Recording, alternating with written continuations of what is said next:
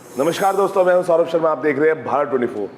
बहुत फिल्में बनती हैं और कुछ रियलिज्म पे बनती हैं, लेकिन जब रियलिज्म पे बनती है तो उसमें बहुत सच्चाई और ईमानदारी की ज़रूरत होती है।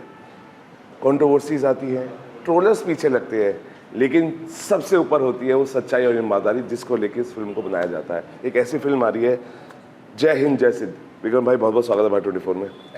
जिस तरीके से मैंने कहा कि एक अच्छी फिल्म, एक बहुत अच्छी फिल्म, एक सबसे अच्छी फिल्म, लेकिन जब सबसे अच्छी फिल्म बनती है उसके लिए बहुत सच्चाई ईमानदारी चाहिए होती है ऐसी फिल्मों के लिए, जो एक ऐसी चीज़ दर्शाती है जिसके लिए आपको बहुत सोचना समझना पड़ता है।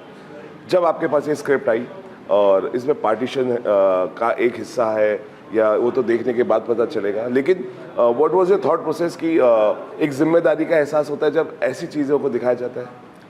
हाँ, बिल्कुल होता है। और मुझे लगता है कि अच्छी कहानी वही होती है जिसमें कुछ कहने को है जी। अगर कहानी में कुछ कहने को नहीं है, सिर्फ शोर है, तो वो मुझे कभी कहानी मेरे साथ रहेगी नहीं। जी।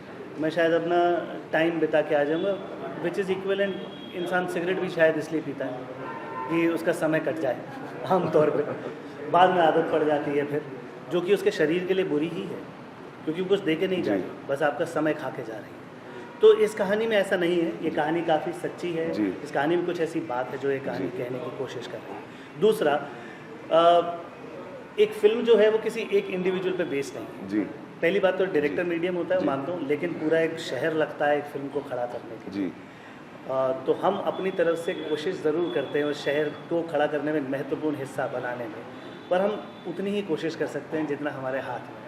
बाकी शहर वालों को भी उतनी ही शिद्दत से जब वो कोशिश करते हैं तो एक बहुत अच्छी फिल्म बनती है। अब अगर वो हुआ है जी।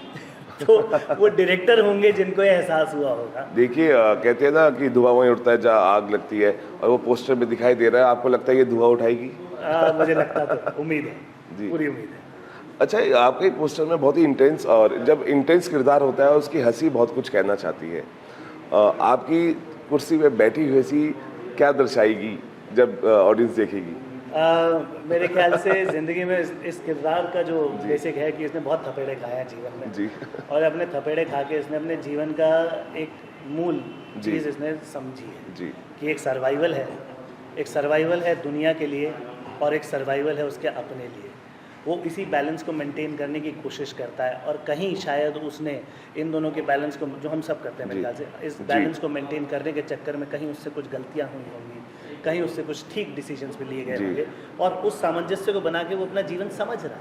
मेरे ख्याल से हमारी पूरी ज़िंदगी निकल जाती है जीवन समझते समझते, और यही एक किरदार भी दर्शाता है। और वो बोलता है कि यार, ज़िंदगी सिर्फ इकट्ठा करना नहीं है, ज़िंदगी जीना है, और ज़िंदगी जीने के लिए आपको देना भी पड़ता है, ज़िंदगी से लेना भी पड़ता है।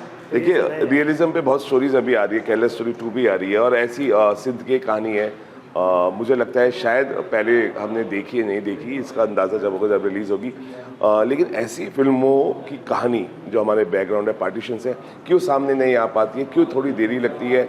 और जब देरी लगती है तो क्यों वही प्रोड्यूसर जो हिम्मत जुटा पाते हैं? क्यों बड़े बड़े प्रोडक्शन हाउसेज ऐसी हिम्मत नहीं जुटा पाते? मुझे लगता है कि बहुत सारे फैक्टर्स हैं ना, फिल्म को चलना, प्रोड्यूसर का पैसा, वो वापस आना। तो बहुत सारी फिल्में जो बहुत अच्छी होती हैं पेपर पे, ट्रांसलेट होते होते वो अपना मूल अर्थ धीरे धीरे शायद खोती हैं, क्योंकि उसे तालियां बटोरनी है। तो कभी कभार होता है कि सिर्फ तालियां बटोरने के चक्कर में पैसा कमा लेते हैं, लेकिन फिल्में इतनी लंबी नहीं रहती हमारे साथ। लेकिन जो फिल्में हमारे साथ कभी कभार रह जाती हैं, वो शुरुआत में तालियां नहीं बटोर पाती, क्योंकि हम सब अपनी ही जंजाल में, और हमारे देश में सिनेमा को जिस हिसाब से देखा भी जाता है वो एंटरटेनमेंट के तौर पे देखा जाता है। कोई सीरियसली सिनेमा को वैसे नहीं लेता, और सीरियसली लेने वाली बात भी नहीं। लेकिन जब, जैसे आप हम बात करें जाने भी दो यारों, कितनी पुरानी फिल्म, बिल्कुल कितनी बढ़िया फिल्म है, पर उस समय की फ्लॉप थी ना। विशाल भारद्वाज जी की जितनी फिल्में हैं ऑलमोस्ट फ्लॉप है ना, पर वो फिल्में हमारे साथ रहती। बिल्कुल। आप ओमकारा की बात करिए तो इट वाज नॉर्मल, वेराज आप उनकी बेस्ट फिल्म मकबूल की बात करें तो मकबूल नहीं चली, बॉक्स ऑफिस पे नहीं चली, पर अब तक देखते हैं लोग उसे। तो समय लगता है अच्छी चीज़ को समझने के लिए। तो आपको लगता है कि this is becoming more of corporate? नहीं, मेरे ख्याल से भरोसा लोगों का जो इस चीज़ से हट गया है कि दूसरा हमारी बात समझेगा, तो हम ओवर एक्सप्लेन करने में चले जाते हैं। मेरे ख्याल से वो भरोसा इंसान का इंसान पर जो हटा है ना, वो शायद है जैसे आप शायद कॉर्पोरेट कहते हैं। मैं बोलो कॉर्पोरेट भी कोई इंसान ही तो होते हैं, पर कॉर्पोरेट का मतलब क्या है? मुझे लगता है they don't trust each other. बिल्कुल। एंड वो ट्रस्ट के लिए तथ्य मांगते हो, ग्राफ्स मांगते हो, डेटा मांगते हो। ऐसे नहीं होता यार। अगर डेटा भी चल रहे होते तो फिर हम वही होते जो पहले से हैं। बिल्कुल बिल्कुल। आखिरी दो सवाल भाई। बूम की गूंज हमने देखी बाफ्ता में, और प्रधानमंत्री मोदी जी ने भी ट्वीट किया, और आपने भी, हमने आपकी भी लिखावट देखी।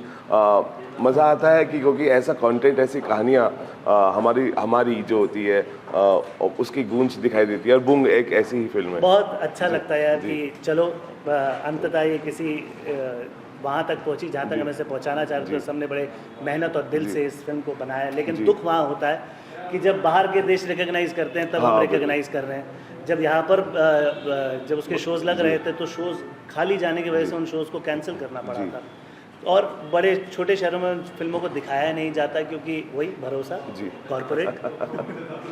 अच्छा आखिर से ये एक और फिल्म लगातार आप उत्तराखंड में शूट कर रहे हैं, आंखों की गुस्ताखी अभी एक फिल्म थी जो उत्तराखंड में आपने शूट की। मैं उत्तराखंड में नहीं था, छोटे से पार्ट में था, मैंने बॉम्बे में शूट की थी वो। और ये फिल्म आप उत्तराखंड में कर रहे हैं। उत्तराखंड की वादियों में शूट करना कैसा लगता है, और किस तरीके से बदला है उत्तराखंड अब शूटिंग के लिए?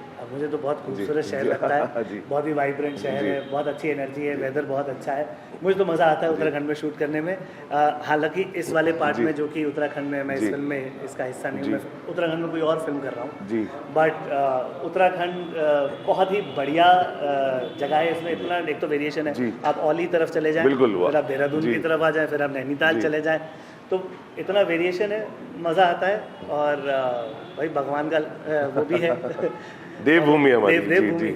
सो इट्स अ बहुत ही वाइब्रेंट, एनर्जेटिक, पॉजिटिव शहर। थैंक यू भाई टॉकिंग टू अस। और ये कहेंगे कि जय हिंद जय सिंध एक ऐसी फिल्म है जो वाकई में एक ईमानदार सच्चाई से बनाई गई फिल्म है।